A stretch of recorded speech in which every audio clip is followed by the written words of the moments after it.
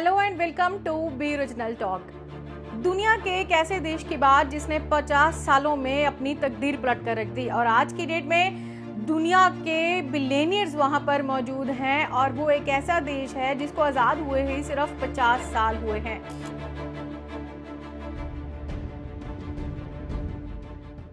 Welcome to be original talk. दुनिया का एक ऐसा देश जिसने महज 50 सालों में अपनी किस्मत बदल दी। जी हाँ, दुनिया भर में सबसे ज्यादा मिलेनियर्स जहां पर रहते हैं और ऐसे करोड़पतियों का देश आखिरकार सिर्फ 50 सालों में यहां तक कैसे पहुंचा। आज आपको इसकी कहानी सुनाएंगे और आपको बताएंगे कि जब पहली बार आज़ादी के बाद इस देश के प्राइम मिनिस्टर थे तो उन्होंने सबसे ज़्यादा इन्वेस्टमेंट कहाँ की, सबसे ज़्यादा बड़ा निवेश कहाँ किया। जी हाँ, हम बात कर रहे हैं सिंगापुर की और सिंगापुर में सबसे ज़्यादा करोड़पति रहते हैं, यानी कि there are so many millionaires and billionaires. और आपको हैरानी होगी कि उसका साइज जो है वो भारत के सिर्फ एक छोटे से बेंगलुरु शहर जितना है, यानी कि जितना बेंगलुरु है उतना पूरा सिंगापुर है। पर आखिरकार सिंगापुर में इतने करोड़पति कैसे बन गए हैं और इतने थोड़े समय में सिंगापुर ने दुनिया भर के लोगों का भरोसा और प्यार कैसे जीता है, आइए आपको बताते हैं इस रिपोर्ट में। तो सिर्फ 50 सालों में गरीब देश से दुनिया का सबसे अमीर देश कैसे बन गया। दरअसल सिंगापुर 1947 में आई एक रिपोर्ट के मुताबिक दुनिया का सबसे खराब झुग्गी और बस्तियों वाला देश था।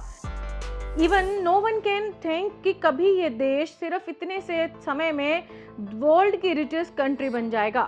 तो ऐसा कैसे हो गया। सिंगापुर 9 अगस्त 1965 को आज़ाद हुआ था। पहले मलेशिया और फिर ब्रिटेन के अंडर था और व्हेन इट गॉट फ्रीडम उस वक्त ना तो सिंगापुर के पास कोयला, ना ही गैस और ना ही कुछ और ऐसे नेचुरल रिसोर्सेज थे कि सिंगापुर सरवाइव कर पाता। पर जैसे ही सिंगापुर आज़ाद हुआ तो आपको बताते हैं कि वहां के पीएम ली क्वान यू ने आखिरकार ऐसा कौन सा डिसीजन लिया जिसने सिंगापुर की तकदीर बदल कर रख दी। दरअसल सिंगापुर के पीएम ने छोटे पर बहुत ही इम्पैक्टफुल डिसीजन लिए थे जिन्होंने आज की डेट में सिंगापुर को बिलियनियर्स का कंट्री बना दिया है। सबसे बड़ा उन्होंने प्रैक्टिकल गवर्नमेंट बनाई थी और इकोनॉमिक डेवलपमेंट और करप्शन फ्री कंट्री बनाने का फैसला किया था, जिसके साथ ही इन्वेस्टमेंट के लिए भी इस देश को तैयार किया गया।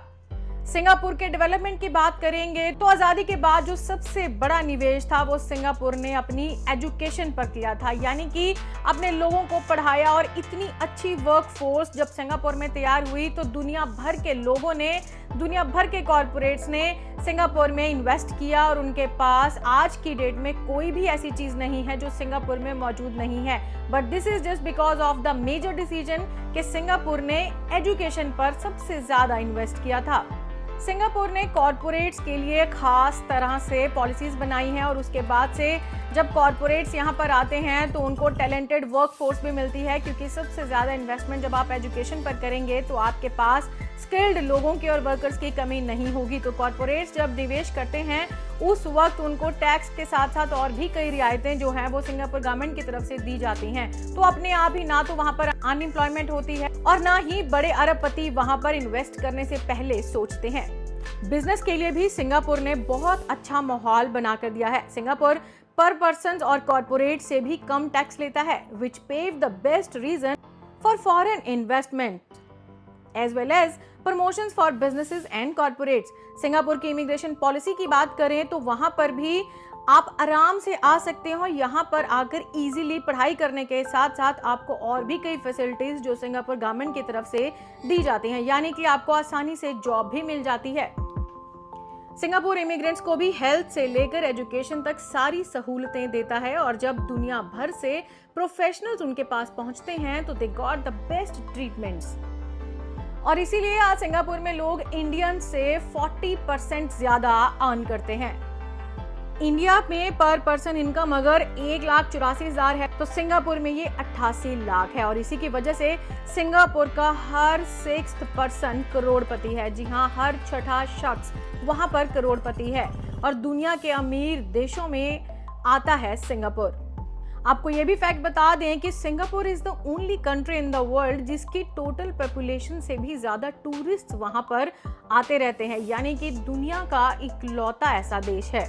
सिंगापुर की मोस्ट इंटरेस्टिंग फैक्ट की बात करेंगे तो आपको हैरानी होगी कि more than 80% of population Singapore में गवर्नमेंट बेस्ड फ्लैट्स पर रहती है, जिसकी वजह से ये दुनिया का सबसे सक्सेसफुल हाउसिंग प्रोग्राम भी है। तो यह सिंगापुर के कुछ चुनिंदा फैक्ट्स थे जिनके बारे में आज हमने डिस्कस किया। सिंगापुर की ऐसी बहुत सी बातें हैं जिनको बाकी देश भी सीख सकते हैं। And for Indians, for me it is very important कि उन्होंने सबसे ज्यादा इन्वेस्टमेंट जब की थी वो एजुकेशन थी, और हमारे यहाँ पर अभी भी हम एजुकेशन के लिए स्ट्रगल कर रहे हैं। तो सिंगापुर के बारे में ऐसे ही इंटरेस्टिंग फैक्ट्स और करोड़पतियों का ये देश, इसके बारे में आप और क्या जानते हैं और कैसी लगी आपको ये रिपोर्ट, हमें कमेंट करके जरूर बताइएगा। Till then keep like and subscribe the channel.